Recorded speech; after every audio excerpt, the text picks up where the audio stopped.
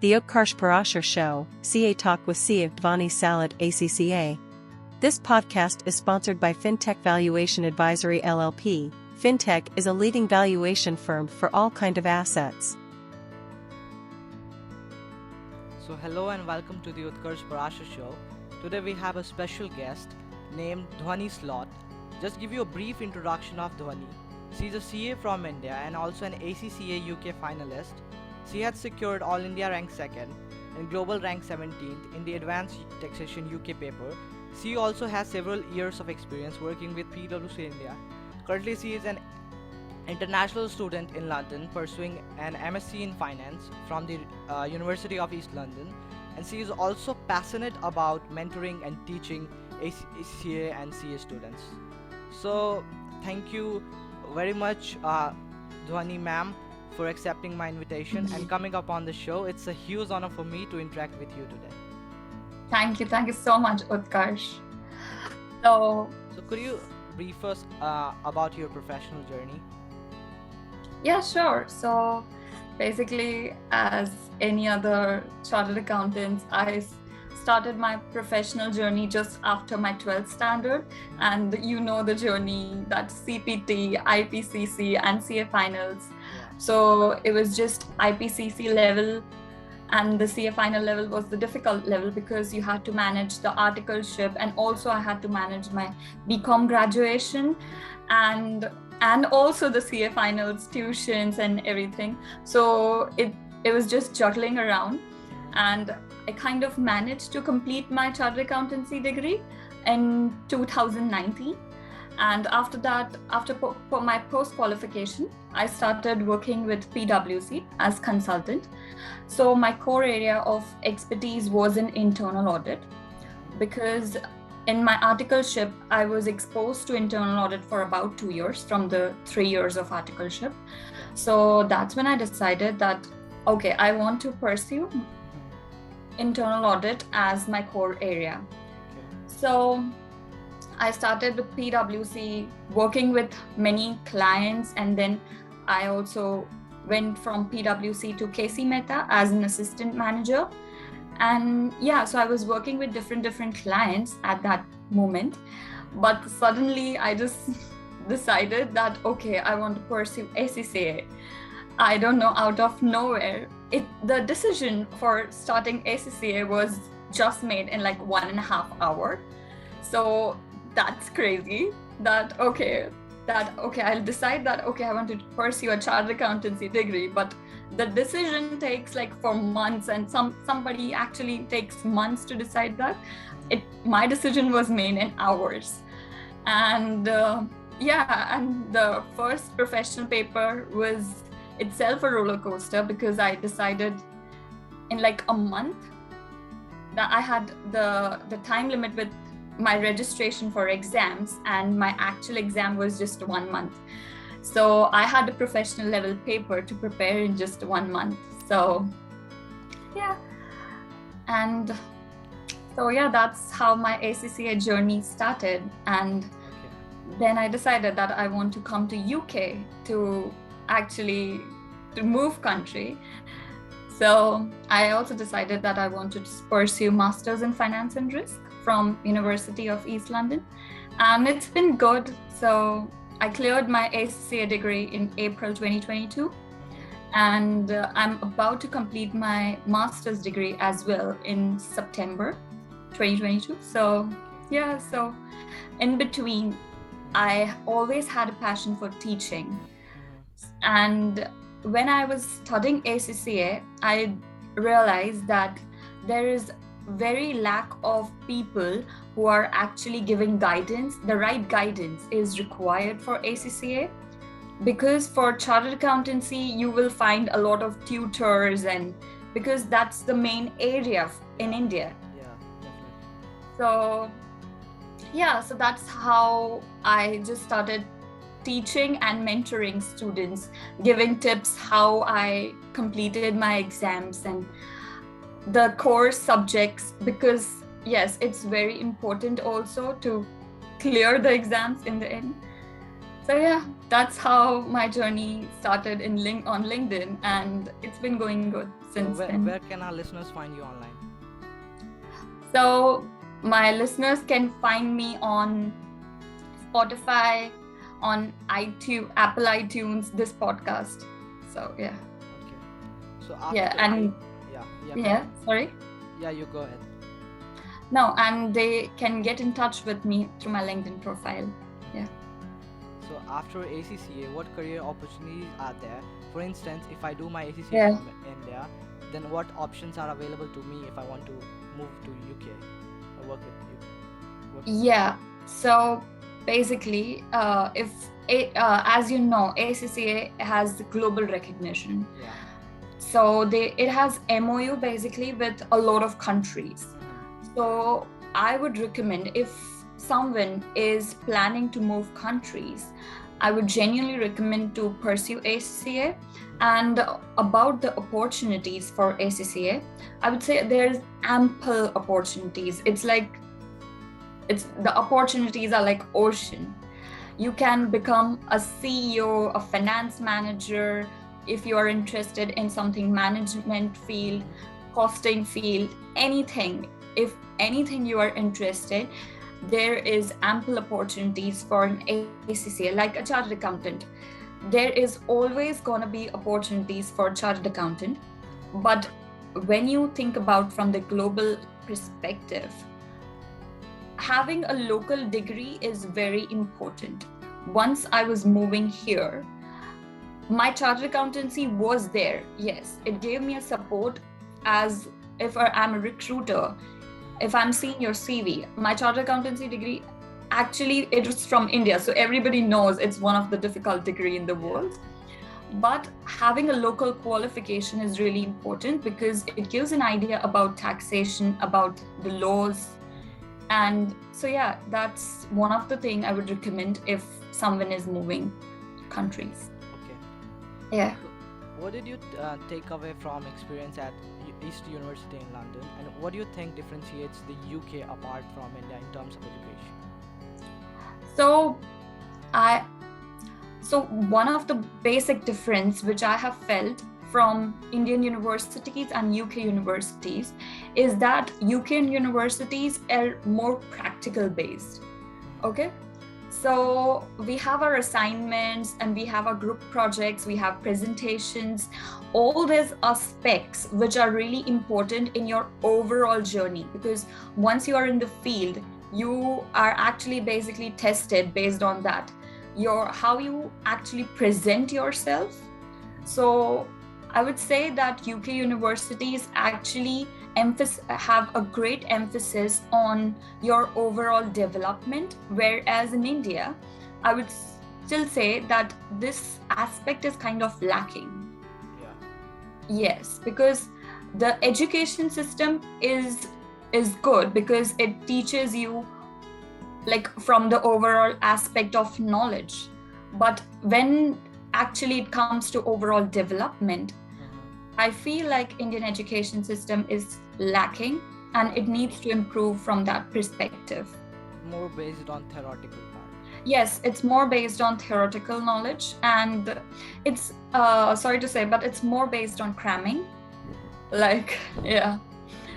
So, and here it's more about assignments. So it's about that they will give you everything for self-study. It's upon you how much in depth you have to study, because at master's level they expect that amount of knowledge and also the sincerity that okay, they will give you self-study that you have to learn these topics, but in India it's kind of like spoon feeding. So yeah, that's one of the things which I felt like there's a difference. Okay. Yeah. So you worked in both London and India. Therefore, I'm curious about the differences between working in India and working in London. Specifically, how working in India differs from working in London. So one of the basic difference is in terms of work culture, work environment, total working hours, everything else. So the working hours. How different was it for you? So one of the biggest difference is working hours. Okay, so here in the UK, there is a culture of 9 to 5, 9 to 6. So it's like on 6 o'clock, around 6 o'clock, you are just done with your work. You just leave your work behind and you concentrate on your personal lives. So the work-life balance is really important. So it is there in UK. That is what I have felt. But whereas in India, I have had a lot of experiences. I've heard a lot of stories of of chartered accountants as well. And I know that a lot of people in articleship also has been through this, that they have reached their home around like 2 o'clock, 3 a.m. So I'm not kidding. That's actually true. So that's really important, that to have a work-life balance. And as far as the work environment is concerned, I felt it's mostly kind of the same, but I would like that work environment in India is better. What I have felt personally, that it's better, but the work-life balance, if you see from an individual level, which is really important. And here the employers actually encourage having social gatherings, social events, like walks, like lunches, dinners, something like that. So they kind of are building team motivation. Whereas that culture is still developing in India. I'm not saying it's not there, but it's still on the developing side, where here it's already there, it's developed. Yeah. So that's the main difference I've felt. And yeah, it's been 8 months since I moved here, worked in the UK. So yeah, overall it's been a good experience. But as I said, that yes, your communication skills will improve like a lot once you move here, because in India you are mostly communicating in your mother tongue language, which is Hindi, or in my case it's Gujarati. But once you move here, you have to speak in English with most of the clients and everything. So yeah, your communication will improve significantly. So yes, it will give you overall confidence also. Okay. So what are the options for an Indian CAs who wants to go to UK? So only for CA. Yeah, okay. So they don't basically have ACCA, yeah. So, okay. So I would say that, as I told you earlier, there is no problem if I'm as a chartered accountant, I want to move here. But once I move here, I would see that my colleagues, my competitors are having the ACA, which is ACA UK degree, or ACCA. So I am competing with those people who are already a local qualified. So that's one of the limitations. That will actually, being a chartered accountant is actually the first priority, but that will place me in the third priority, because they will actually see these two first. So, and once you are moving here, the biggest thing is visa. So you have to move here. There are two ways anyone from India can move to overseas. One is that a company decides to sponsor you. Yeah. If a company decides to sponsor you, have been in the relationship with the company since quite a while, like 1-2 years, whatever. So they know your knowledge, your work ethic, your motivation factor, your social skills, everything. So it's via sponsorship. But I, as an individual, have worked here as on a student visa. So there are a few limitations when it comes with student visa, and few hours limitations. So if as a chartered accountant from India, it's like part-time job.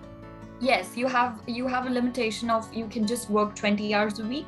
Okay, just like in North America, like Canada. Yes. Most of the countries have this limitation whenever somebody is moving overseas, because they also want you to focus on your studies, because that's the one of the reason you are moving to different country.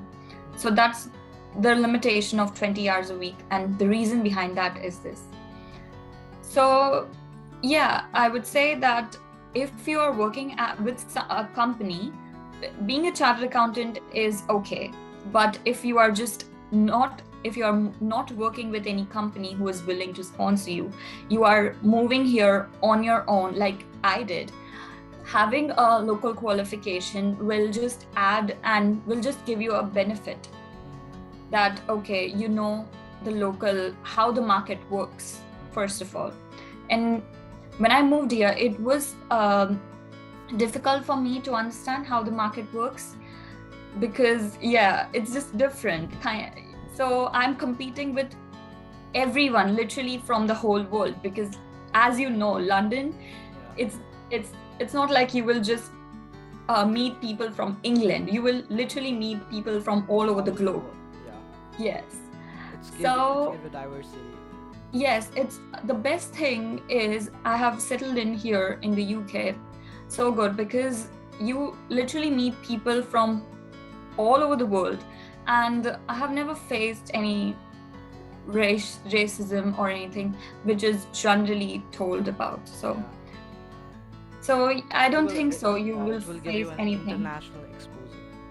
Yes, it will give you an international exposure. So I would highly recommend, if anybody is thinking about pursuing any master's degree, I would genuinely feel like instead of pursuing from India, you should think about pursuing from overseas, because you are meeting a lot of people, like your friends or like your colleagues from different parts, and it's overall development. So you are also working here, so you are learning how the UK environment works and different aspects of UK or any part of the country. So that's one of the things I would highly recommend anyone to just leave your comfort zone, because once I left my comfort zone, because I started to develop overall. And also I would highly recommend people like start posting on LinkedIn, because how I started posting on LinkedIn is one of my connections actually encouraged me, that because I was kind of embarrassed what other people will think of or something like that. So I would highly recommend someone who is just young chartered accountant who is looking for global opportunities, start portraying yourself on a professional platform. So which is really important for people to see you. And be confident. That's genuinely my recommendation to anyone who is looking to move here or anywhere part of the world. So what do you think about programming? Do accountant needs to learn programming, Python, etc.? Oh yeah. So there's two views. In UK, so I'm not very good at programming, I'm being honest with you, but also at this level I am kind of expected to know the basics of programming, because if they are hiring an ACCA or chartered accountant qualified, they expect the managerial part, because in UK most of the accounting and the bookkeeping part is outsourced, because also cheaper labor, or there are a lot of things, because they are not hiring ACCA for bookkeeping purpose. So they are basically hiring me for the management reporting. So I have to prepare dashboards, and for preparing dashboards, I kind of have to have a knowledge about the languages, the programming languages, because that's what goes in the back end. So I would recommend, if you are interested in programming, then you should learn it. But also if you don't know about it, that's completely fine. It's just you should have the enthusiasm to learn. So what is your biggest failure and what did you learn from it? Sorry, what? My next question is what is your biggest failure and what did you learn from it? Okay, so as you know, if you have followed me on LinkedIn, you know that I have failed in CA as well as in ACCA. I know in ACCA I have scored a rank, like a global rank, and also I've seen a failure.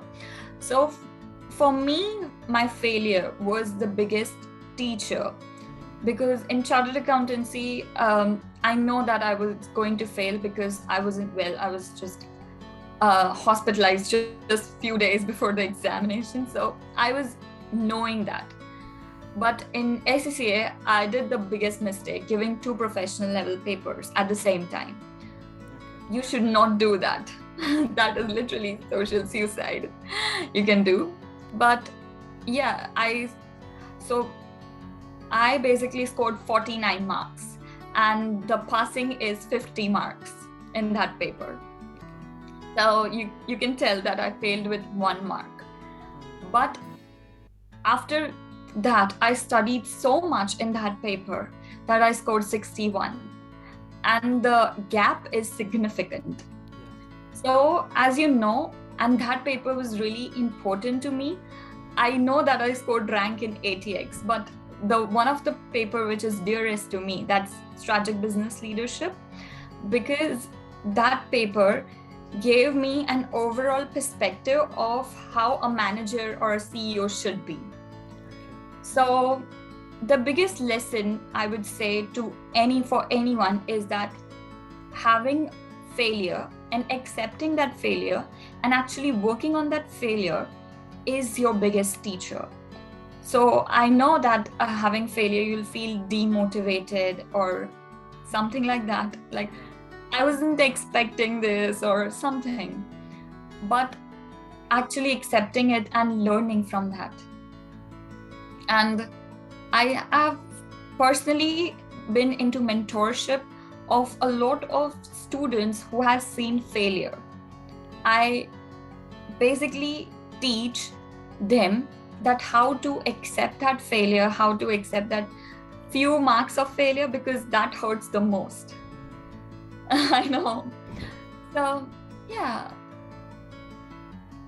the journey anybody has selected from being a chartered accountant is itself difficult, and you will see good marks or good grades, or you will see a failure also.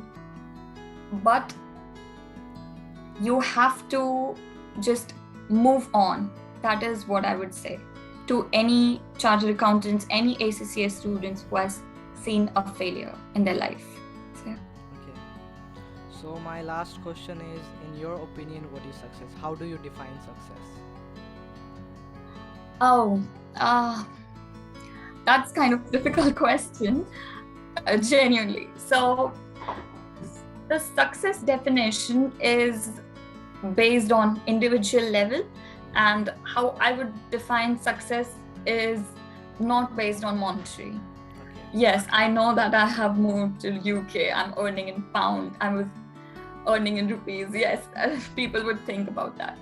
But how I would define success is the satisfaction. Like, I should be satisfied with what I'm working, with what I'm earning. I should be satisfied if I'm earning a very hefty amount of money with some work, with what I'm not satisfied, then there's no point for me. I feel like I'm successful with if whatever amount that is coming in my bank account and I feel like I've earned it, that is success for me. And it can be at any level. It can be literally at articleship level or internship or any level. At any point, I would genuinely feel that the level of satisfaction, which is really difficult to have. So But success yeah. is like a happiness for you? Yes, success actually gives you happiness. It gives you endorphins. So yeah, you can say that success comes with happiness, but being successful is not about having this amount of cars or having this qualification or being at that post, because there is always gonna be a greater number of us. There's always going to be a person who is having a lot of qualifications, a lot of cars or something. So yeah, I would say that being successful is having satisfaction first of all. Self-satisfaction. Yeah, and that's what is important, and I can, as a person, can only decide what is my level of satisfaction. Okay. Yeah, so So it's time to end up this podcast. Thank you very much, ma'am, for your valuable time. And no worries. Thank you so much. okay. Yeah, have a great day. Okay, so thanks for listening. If you enjoyed this episode, you would like to help support the podcast, please share it with others, post about it on social media, or leave a rating and review to catch all the latest from me. You can follow me on Instagram _Utkarsh Parashar, and also follow Dhvani ma'am. And thanks again, and I'll see you next time. Okay. Bye.